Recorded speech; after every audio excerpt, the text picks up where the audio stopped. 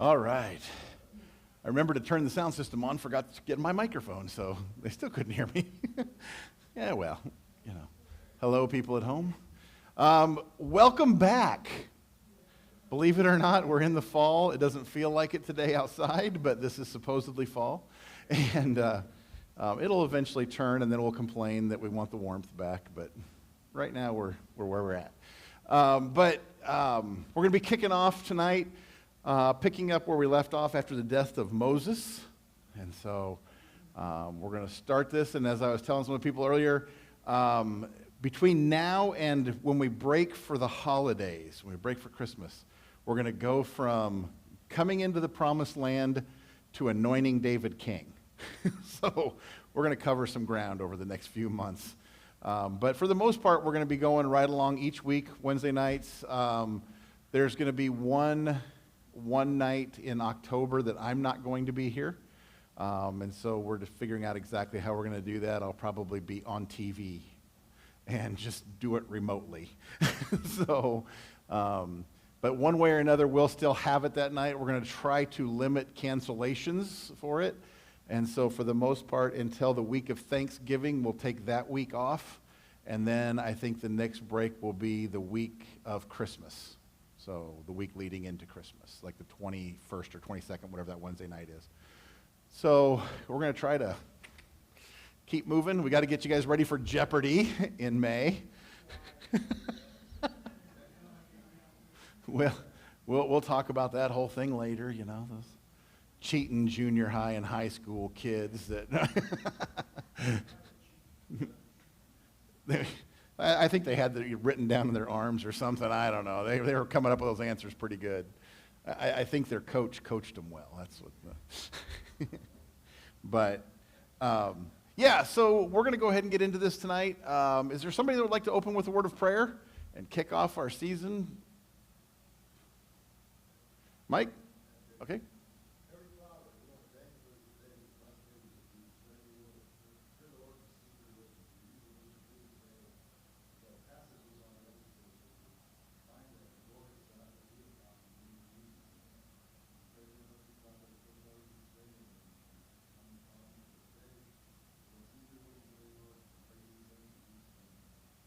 Amen. All right. So we're going to pick up, like I said, after the death of Moses, and that's actually with the first verse. We're going to be in Joshua chapter 1 starting out. We're going to do Joshua 1 and 2 tonight. So you kind of get the double whammy of chapters to start off with. But it's really interesting because it starts out after the death of Moses, the servant of the Lord said to Joshua, son of Nun, Moses' aide, Moses, my servant, is dead. Now then, you and all those people get ready to cross the Jordan River into the land I am about to give to them, to the Israelites.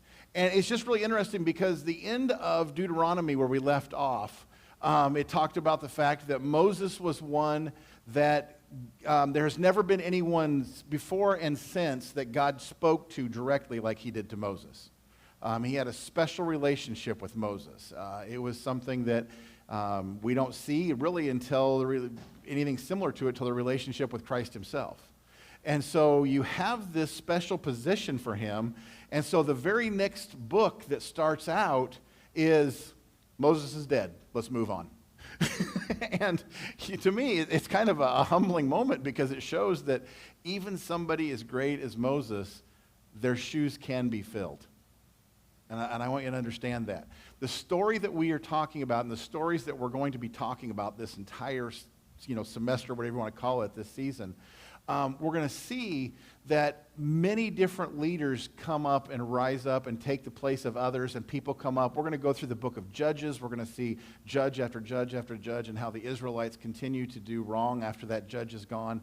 But I just want to always remind you that it's God's word and God that never changes and prevails, not the individual leaders. And so no matter how great these men seem, even to the point of Moses that had a tent set up and he could walk in there and essentially speak to God face to face. I mean, it wasn't a physical face, but he could talk to him and get responses from him. And even as awesome as that would be and as great as Moses was, the next line is, hey, he's dead. Let's move on. Now it's Joshua's turn. And Joshua never had the same relationship with God that Moses did, in the sense of he didn't have the tent of meeting that he could go into. He didn't have the same facility to speak and get the will of God, but yet God still spoke to him, led him, and gave him directions as he was going forward. But he tells Joshua, get the people ready. We're going into the land that I've promised you. Now, they have been wandering for 40 years. But remember, Joshua is one of the 2 spies out of the 12 that came back and said, we can take this land. Joshua and Caleb were the only 2 of the 12 that came back and said, let's go into the land 40 years earlier. And the other 10 went, oh, no, it's scary up there. Those guys are big. Their fortresses are big. They're strong. They're powerful. We can't do it. And they doubted God. But Joshua and Caleb stayed firm. And so now, after 40 years of wandering, and after the 28 days on the plains of Moab where Moses is speaking to them, God says, it's time. Moses is dead. He's been buried. We've had a proper time of mourning. Joshua, get your guys ready. Let's do this. And so it starts out with, it says, I will give you every place where you set your foot, as I promised Moses. Your territory will extend from the desert to Lebanon, from the great river, the Euphrates, all the Hittite country to the Mediterranean Sea in the west. So from the desert in the south to the mountains of Lebanon in the north, from the Euphrates River all the way to the Mediterranean Sea. That's a chunk of real estate. At this time, obviously, the nation of Israel, the country of Israel that is currently there, it is a fraction of that actual size. But because of their disobedience, we're going to see right away where the tribes that were on the east side of the Jordan River were forced out of that area, and because of their unfaithfulness, they just kind of let their territory keep kind of shrinking away and shrinking away. So we have the modern state of Israel, which is just a piece of what it originally was. And it says, no one will be able to stand against you all the days of your life. As I was with Moses, so I will be with you. I will never leave you nor forsake you. And he's encouraging Joshua that, Joshua, you've been a general. You've been in command of military. You're doing this. I'm going to tell you that just like Moses, I'm going to continue to give you direction. Just like Moses, I'm going to be there with you. And I'm never going to leave you. I'm never going to forsake you. You can take that to the bank. I never left Moses. I'm going to be there for you. This land is yours. And that's the thing we have to remember is Israel did not take the land by their military strength. Now, the people of the world at that time, the people in that area, perceived it as their great military strength. But what it was their obedience to God and their willingness to follow him and their faithfulness in following him. Because we're going to see also as we look at some of this conquest, when they didn't listen to God, they weren't very strong at all. And they got their heinies handed to them a couple times because they thought, oh, we're doing this. We got this. And God's like, oh yeah? Let's see how you do on your own. And they got whooped pretty hard. So it's God that is clearing the way for them. And that's what he's telling Moses. I am going to give you this land. Or not to Moses, but to Joshua. Just like I gave directions to Moses, I'm giving the directions to you. I am going to do this for you. You just have to follow. It goes on and he says, be strong and courageous, because you will lead these people to inherit the land I swore to their ancestors to give to them. Be strong and very courageous. Be careful to obey all the law my servant Moses gave to you. Do not turn from it to the right or to the left, that you may succeed wherever you go. Keep this book of the law always on your lips. Meditate on it day and night, so that you may be careful to do everything written in it. And there's a couple of things that I want to point out in there, and that is that he tells him, take the law that is there, the law that Moses wrote. He refers to it as the book of the law. Take that book. And he says to be careful to obey or to do everything that is written in that book. Now, the reason I point that out is because I want to talk to you about something. It is believed by more liberal scholars that the Pentateuch, or the Torah, the first 5 books, was not written until much later in Israelite history, several centuries after Moses lived.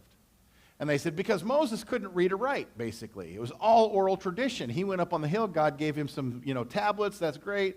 But everything else God told to him, and Moses was just relaying it back to the people. Then those people relayed it to the next generation. Those people relayed it to the next generation. And it was just oral tradition. It was handed down until finally, centuries later, somebody said, we should write this down. Here it is. We got the Torah.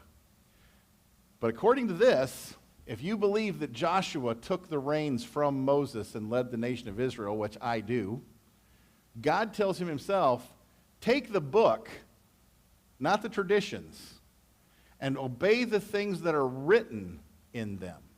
Not, remember all the stories Moses told you? Yeah, keep them in mind. He says, no, take what was written by Moses, written down in my direction, and I want you to meditate on that day and night. I truly believe that this is a piece of evidence that we have that shows the authenticity of Scripture. What we have handed down from generation to generation is not oral tradition. It's the written law in a form that says here. And the people could read it, they could translate it, they could copy it, they could pass it down. The importance of that is it has a lot more credibility when it is written down and it is continually passed down rather than just oral tradition. Because if you've ever played the telephone game, you know people aren't very reliable with their stories. They change them here and there. But if you have it written down and you pass that to the next generation, and they keep that and they pass it to the next generation, that doesn't change. That's rock solid.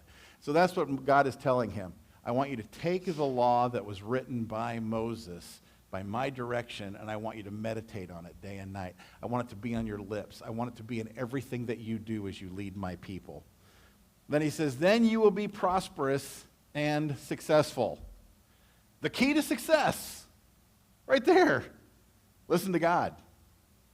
Meditate on his word and let it guide your life and let the principles of it guide you, and you will be successful. If you think you can do it on your own, and God says, Joshua, you're a great man. Don't try to do it on your own. Follow my ways, follow my laws, follow my decrees.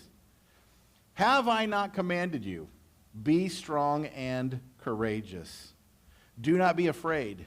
Do not be discouraged, for the Lord your God will be with you wherever you go. Again, 40 years in the wilderness, and now they're standing on the banks of the Jordan River, and God says, Joshua, I know you went in the country 40 years ago. And I know the people that went with you, you were scared, and they spread it back out to the people, and everybody rebelled and didn't want to go into the land. I think it's time to try it again. And Joshua probably went, oh, okay, but I know how this song ends. And God says, no, be firm with this. I'm going to tell you, we're going to do this. Do not get discouraged. Be strong and courageous. He's telling them that because he's saying, Joshua, you have nothing to fear. I'm doing this. I'm leading you. You have nothing to fear. But he says, don't be discouraged. Don't let the people get you down, because I'm the one leading this. And as we're going to see, there are times that the people are whiners.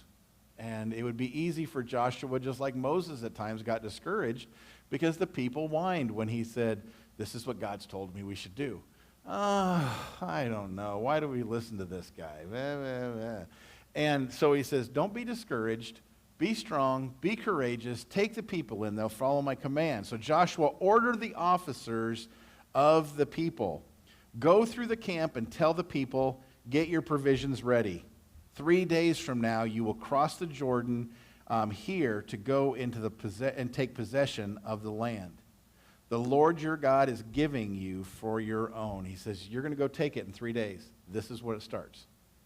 Get your stuff in order. Get your bags packed. 3 days, we're leaving. But to the Reubenites, the Gadites, and the half-tribe of Manasseh, Joshua said, remember the command that Moses, the servant of the Lord, gave you after he said, the Lord your God will give you rest by giving you this land. And we talked about it just a little bit. When they were dividing out the land, those three tribes said, man, we like it on this side of the Jordan.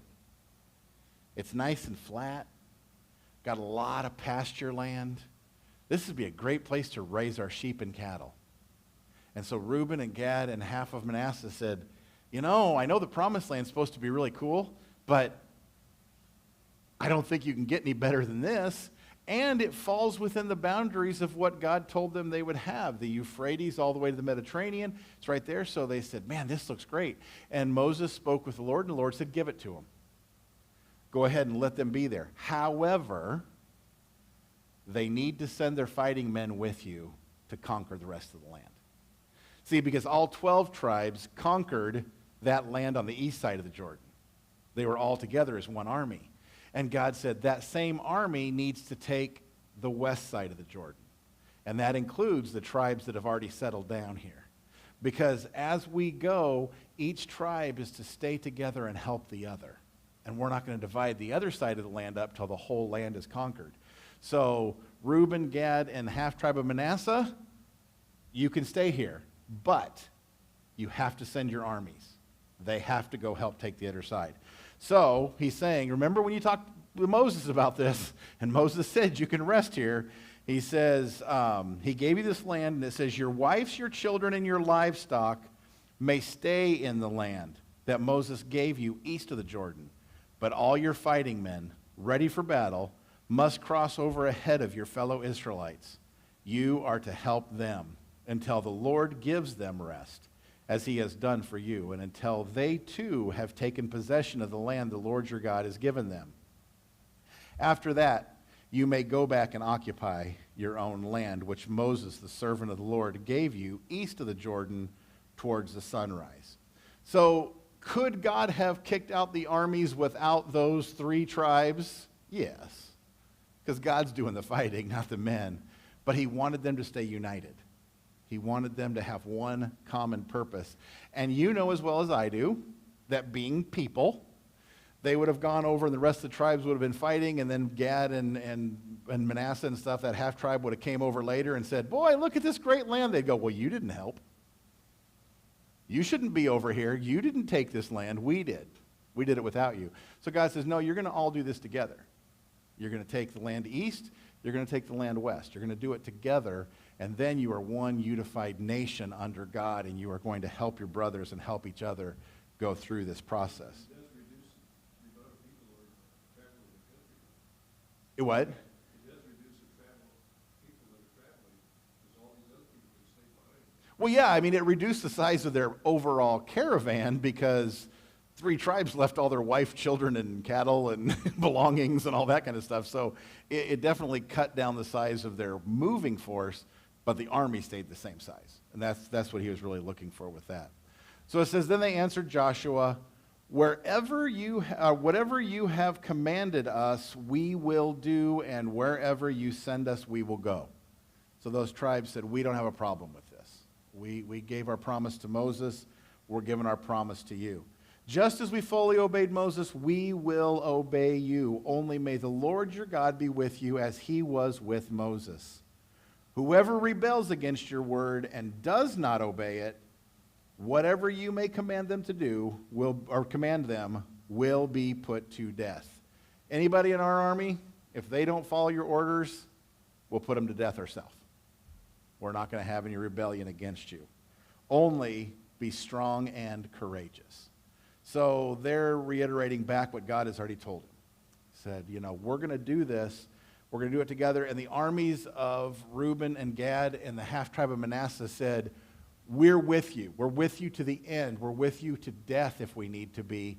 We will follow you the same way we followed Moses. We give you our full respect. We give you our full service. If any one of our guys doesn't do it, we'll kill them ourselves. We're going to go out there and we're going to fight. We're going to be with our brothers. We're going to take this land. So they've made that confirmation. So they get ready to go into the land within 3 days.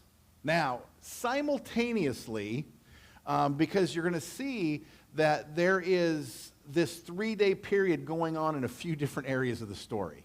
We're going to see this same 3-day period basically happening in the next story we're going to go into. And in Joshua 2, we're going to go into the story of Rahab, the prostitute or the harlot. And we'll see that 3 days come back up, because this is all in that preparation.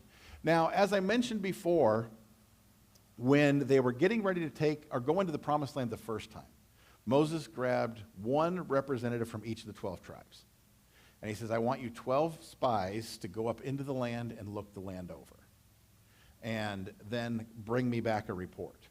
Now, this is not uncommon. This is just a typical reconnaissance type thing that any military leader would do. I just want to know what we're walking into. So walk the road ahead of us, come back and give us a report. That's what they're supposed to do. 12 men go into the country, and the 12 men come back out. 10 of them were scared. 2 of them were courageous, and they said, we can do this because God's with us. God's given us the land. Let's go do it. I feel like killing some giants. Let's go. But 10 of them went, no. And the 10 of them that said no spread it back into their tribes in the community. And so if you kind of remember that story, it wasn't just that the 12 men came back and 10 of them said, Moses, I don't think we should go. It was they came back and gave the report to the community and said, oh my gosh, we're going to get squished. We look like grasshoppers to these guys. We're like bugs, and they're going to stomp us into the ground. We cannot win. And so the whole community got scared, and panic kind of went through the whole reins of it, and the people were standing there rebelling against Moses, saying, why should we have come up here out of Egypt to die? You're going to take us up there, and those guys are going to squish us. And Joshua and Caleb are going, no, no, no, we got this, we got this. We've been up the same place, we saw the same guys, we can do this. And the whole crowd was going, I don't think so. So now they've spent 40 years. They come up to the other side. They're on the east side of the Jordan River. They're standing there looking over the river. The first city they're going to encounter is a city named Jericho, one of the oldest cities in the world. And it's sitting right there with huge fortified walls and a strong army there. So Joshua, learning from Moses and from, of course, God giving him the right instructions, and Joshua being a military man himself, he said, give me 2 guys. I don't want 12. I want 2. And I'm going to send you in there to Jericho, and I want you guys to scope this place out and bring me back the report. We're not going to have an assembly. I want you to come talk to me when you get back. I just want to know what we're walking into. Now, this is Joshua, but this is also God telling him. It's not a public opinion. Everything worked out exactly as it was supposed to before. God dealt with them. God did what he did. But he said, send 2 guys in there, and I want them to come back and give a report of what this city's actually like. We're not sending in 12. We're not having a big assembly. We're not having a big public opinion on this. We're not going to sit down and debate it. This is what's going to happen. So it says, then Joshua, son of Nun, secretly sent 2 spies from Shittim. Go look over the land, he said, especially Jericho. Go look it over. So they went and entered the house of a prostitute named Rahab and stayed there. Now, wait a minute. What are these 2 good little Israelite boys doing going to a house of a prostitute? That doesn't seem quite right, does it? Well, actually it does. Because in a town like this, the house of prostitution would also be the closest thing they had to an inn. She was an innkeeper. She had rooms available. So it's not uncommon for strangers to come into a town and to go into a house that might be a harlot or a prostitute looking for shelter or looking for a place to stay. The other thing is, if you want to get the real rundown on what's going on in town, that's probably where you're going to get your best gossip. Those are the guys you want to talk to. And so they did what a common traveler would do coming into the city. They didn't walk in and go, hey guys, we're here scoping out the city so we can come conquer you later. They walked in, oh, we're just, merchants traveling through, whatever, and they stepped into the city and, hey, where's a good place we could stay, whatever. Oh, well, why don't you go down here to Rahab's house? She might have some room available. So they did. They went down to there. It says the king of Jericho was told, look, some of the Israelites have come here tonight to spy out the land. We saw a couple strangers come into town. We're pretty sure they're Israelites. They looked like it. King says, well, where'd they go? Well, they went to Rahab's. They're just up the street here. So the king of Jericho sent this message to Rahab.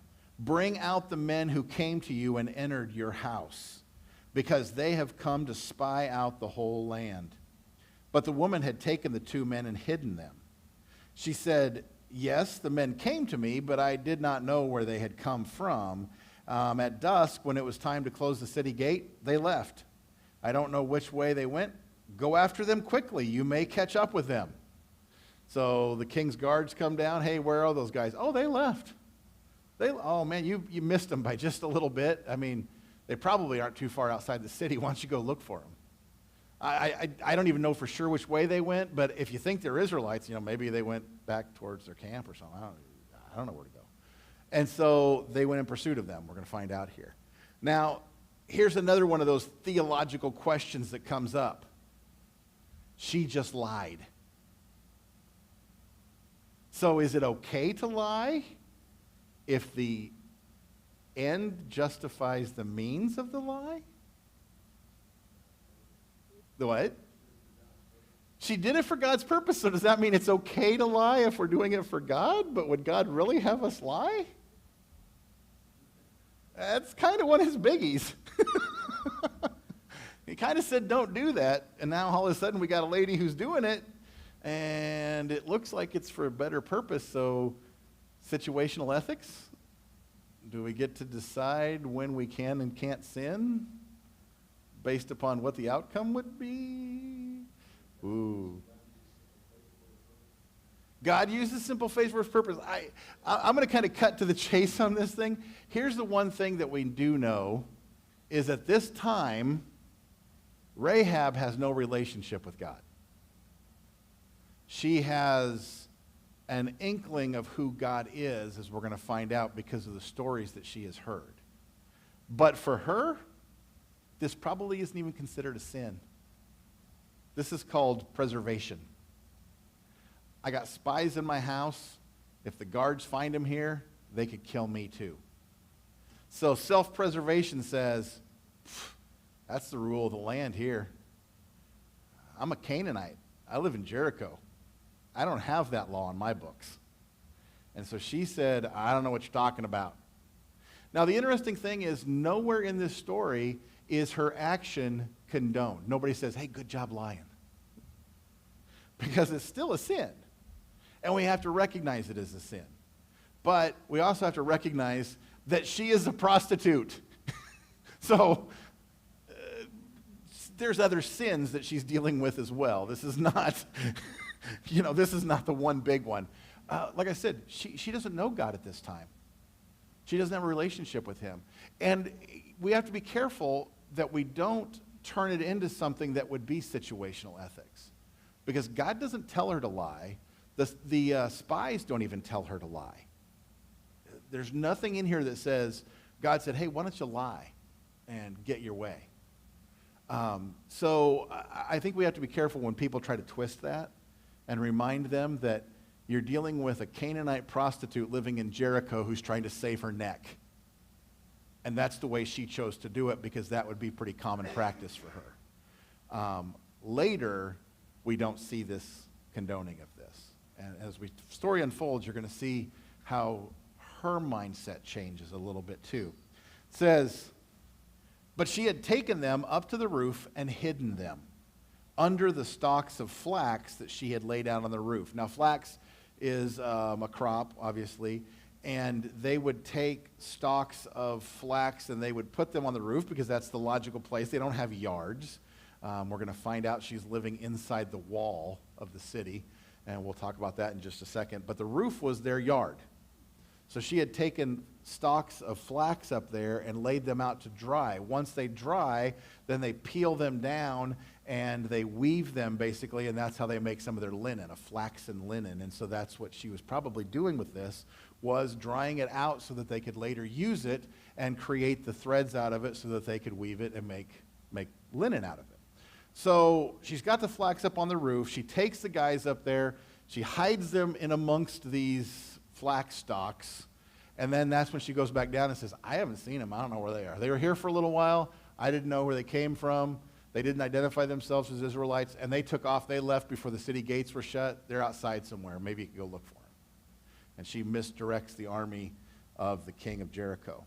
And it says, so the men set out in pursuit of the spies on the road that leads to the fords of the Jordan. And as soon as the pursuers had gone out, the gate was shut.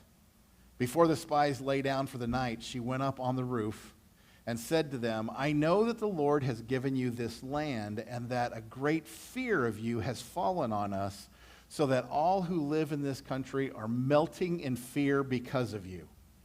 She says, you guys are scary.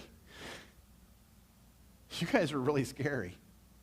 And she goes on and says, we have heard how the Lord dried up the water of the Red Sea for you, and when you came out of Egypt, and what you did to Sihon and Og. Sihon and Og were Moabite kings that lived across the Jordan River, and they were pretty powerful. They were pretty established and pretty well known. Would have definitely been known to the people of Jericho, just on the other side of the river and up a little bit from them. And they said, we've heard a story that God dried up the Red Sea so you guys could cross. That's a pretty powerful God. But we've also seen your work firsthand because you defeated these kings. And you came in and you defeated these powerful armies that we have dealt with, that we have seen in action, that we have been defending ourselves against, and you guys went through them like nothing. And so the people on the other side of the Jordan River are going, you do not want to mess with the Israelites, because they are powerful and they are strong and their God is mighty, and he dried up the Red Sea for them. They came out of Egypt.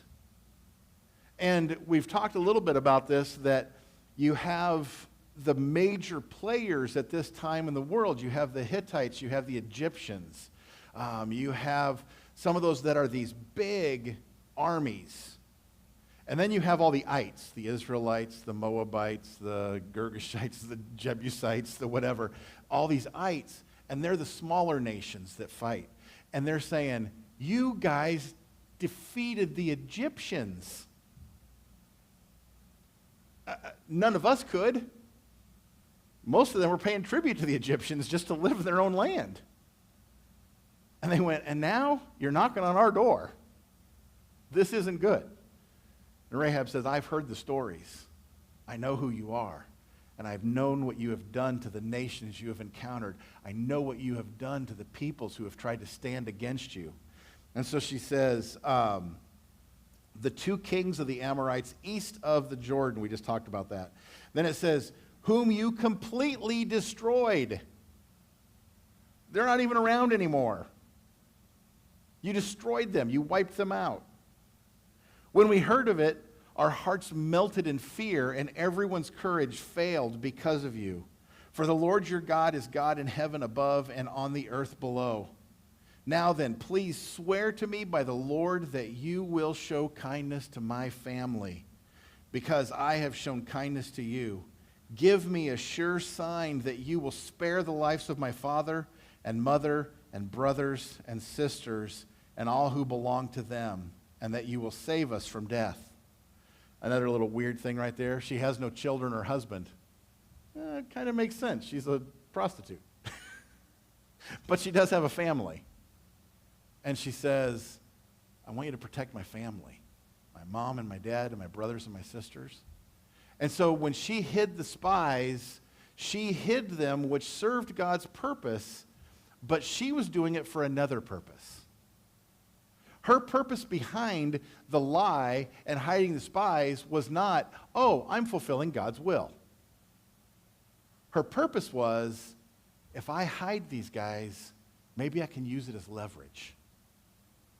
I do a nice for you, you do a nice for me. I give you something, you give me something in return. I've hidden you from the guards. You kind of owe me. So when you come and conquer this place, not if you attack it or if you come, she's like, when you kill everybody else, spare me and my family, because that's the only way we're going to survive.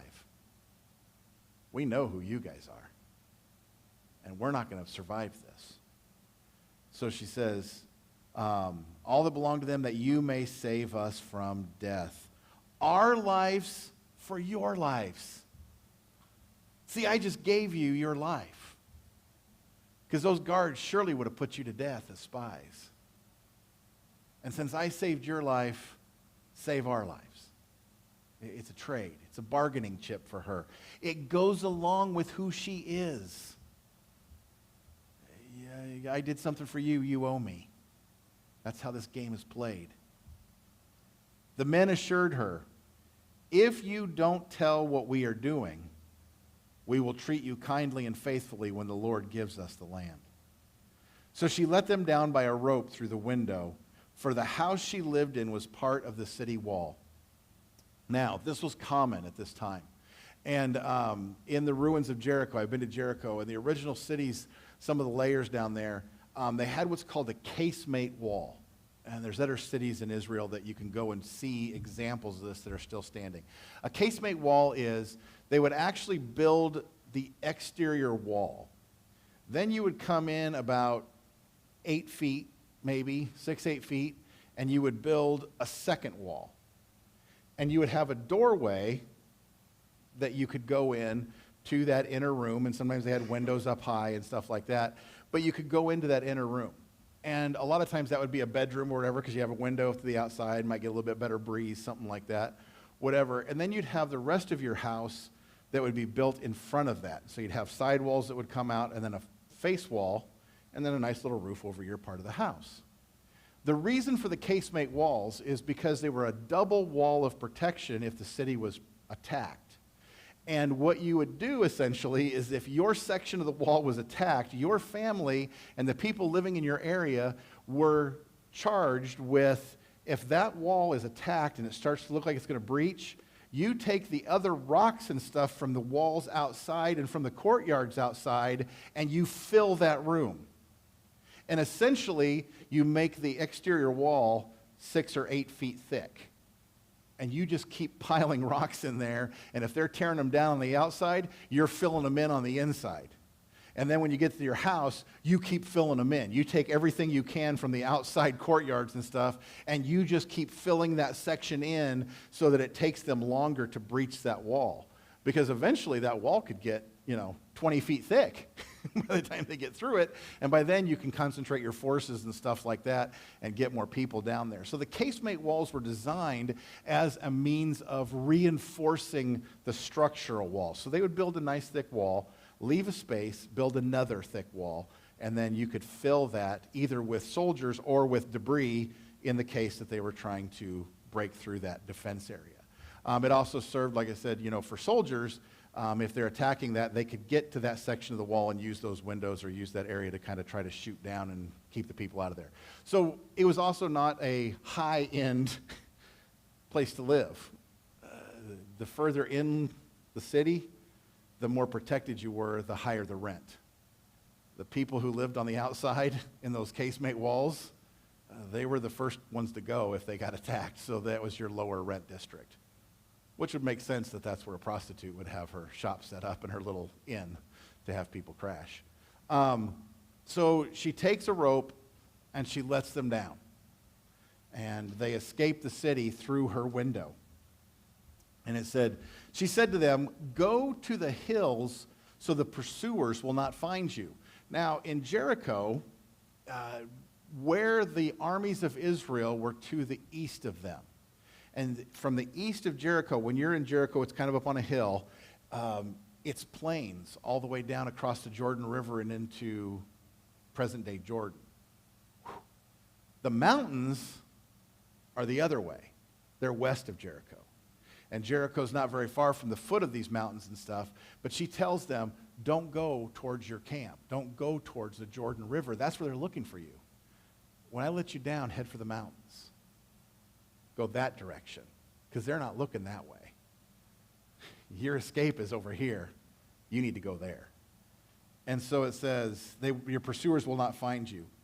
Hide yourselves 3 days until they return, and then go on your way. Basically, the same 3 days that Joshua told his officials, go get your people ready, because in 3 days, we're going in. And that same day, or whatever, is when the spies were going into Jericho secretly, sent there by Joshua, and the timing is working out because he didn't know they were going to get in that situation. He didn't know they were going to get caught, but he said, we're going to do it in 3 days. And she says, you know what? Our patrols are going to stay out there for 3 days. And after 3 days, they're going to come back in and figure you're gone. And they just missed you and they couldn't find you. After 3 days, make your way back to your camp. You'll be fine. Now the men had said to her, this oath you made us swear will not be binding on us unless when we enter the land you have tied this scarlet cord in the window through which you let us down.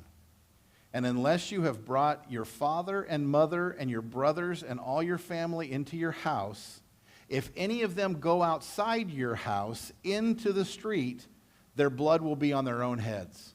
We will not be responsible. As for those who are in the house with you, their blood will be on our head if a hand is laid on them. But if you tell them what we are doing, we will be released from the oath you made us swear. So they said, yeah, we'll go ahead and make this oath, but here's the conditions. You can't tell anybody we're here. You can't tell any kind of deal we're doing, and your family has to be in this house, because this is the only place we're going to guarantee safety. And the way that we're going to guarantee it is you need to take a scarlet thread and tie it in that window. And then I'll tell the armies, that's your window, don't attack it. So tonight, you guys all get a scarlet thread. My wife's bringing them around. Right when I got to that story, she came around the corner and poked her head. I'm like, oh, look at that.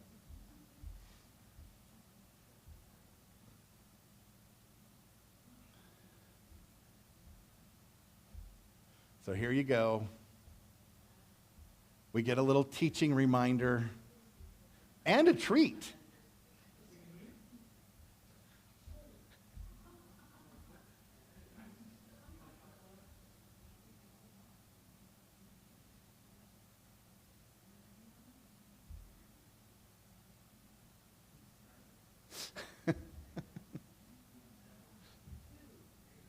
You can take two.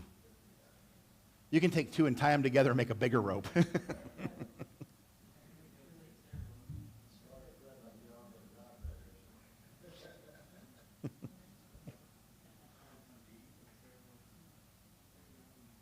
You know, it's just hard to pass up a Twizzler thing.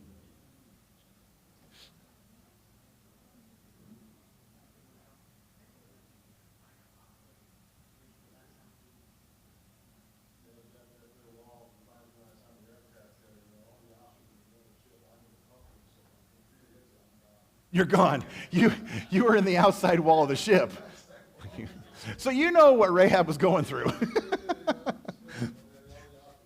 You lived in that expendable space. Well, I'm glad no torpedoes came. So they said, we'll be released from this oath if you tell anybody or if you don't have people in your house. Agreed, she replied.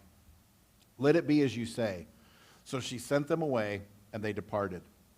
And as she tied the scarlet cord in the window. Everybody have your scarlet? Oh, yeah, okay. When they left, they went into the hills and stayed there 3 days until the pursuers had searched all along the road and returned without finding them. Then the two men started back. They went down out of the hills, forded the river, and came to Joshua, son of Nun, and told him everything that had happened to them. And they said to Joshua, the Lord has surely given the whole land into our hands. All the people are melting in fear because of us. So there you go. We made it through 2 chapters. Oh, we got a little time to kill. We got time to eat. See, now people at home, you would have got your Twizzlers if you would have came tonight. So incentive to come to Bible study. But glad you all joined us anyway. Questions? They are good.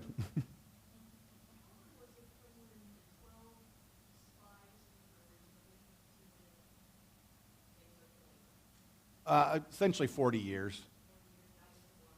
That was the wandering in the, yep. Yes, the spies that went into the land with Joshua would have been kind of at their prime because they were being sent into this land to scout it out, so they would have been probably, I would guess somewhere in that neighborhood of 20 or something like that. Now, fast forward 40 years of wandering in the wilderness, and Joshua would be, at least probably 60, something like that.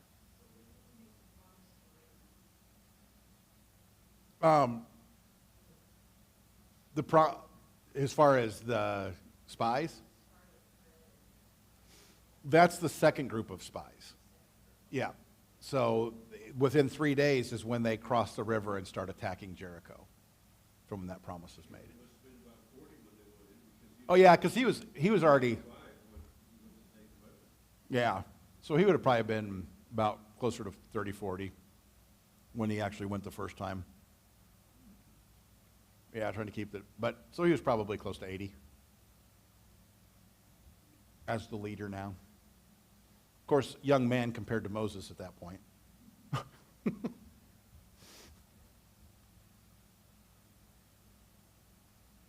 So he would have been, yeah, because he would have been a little bit older when they left Egypt. So that would make him, he'd have to be older by the time they went into it.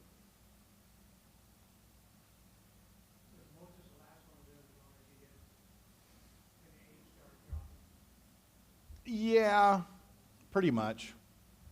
I mean, there are some other ones that lived pretty long, but not in comparison to what, you have earlier in the Old Testament. But Moses was pretty old even for his generation.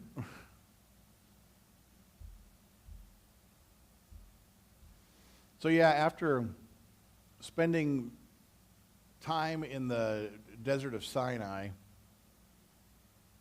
then going up to survey the land, because they could have been in the promised land other than the time that they spent like at Sinai and stuff, but as far as if they would have just went straight there, they would have been there in a couple weeks, 3-4 weeks tops.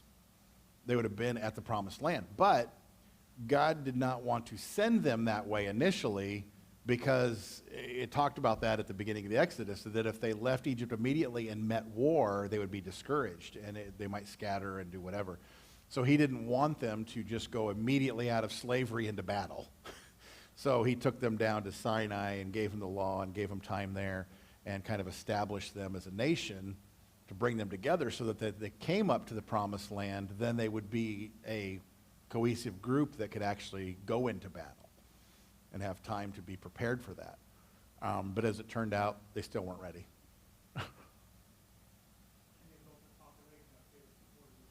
They built their population, they built their stability of, who they were, and were able to put in some leadership, and yeah.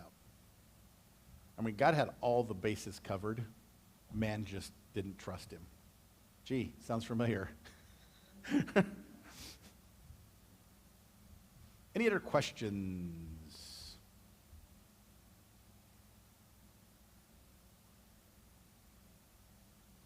None? You're all quiet? Well, then would somebody like to close us in a word of prayer, and we will be dismissed. And I bet if you looked hard enough, you'd find my wife and more of those Twizzlers.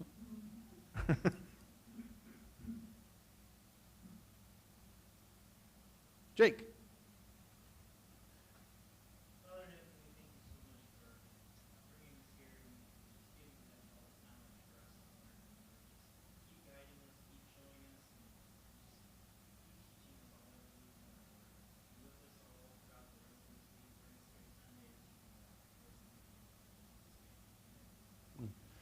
Thank you guys for coming tonight, kicking things off again. This is an awesome group, and thank you for those of you joining us at home on the internet.